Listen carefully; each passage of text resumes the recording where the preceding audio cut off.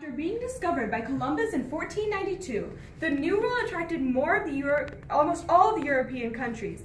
The idea of having more land would bring more wealth, and more wealth means more power.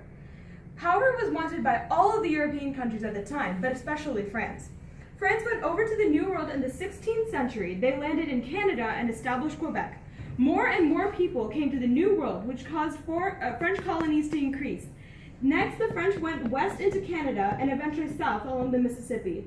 They eventually reached the Native Americans and established trading posts between the Mississippi along with them, instead of driving them out. After moving south, the French went way south to the Caribbean. The political structure in Europe caused the explorers to want more land for the monarch. They wanted the land in the name of France so that they got more land, which equals more wealth, which equals more power, both in France and in the New World. The economic structure was also of huge importance for the exploration of the upcoming New World. Even though France was a little slow to join the race to claim the New World, they needed the economic support, since their ruler was not pragmatic in the slightest. Louis, their ruler, focused most of the money that the French could have used to explore more of the New World to support himself, and was very aggressive in his thoughts. As a result, a lot of the money went towards wars.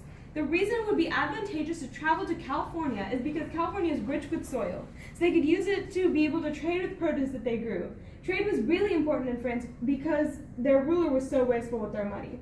The two competing religions also wanted followers, so they went to the New World to convert Native Americans to Catholicism or Protestantism. There would be apparent consequences to further exploration for both the natives of the land and the French as a whole.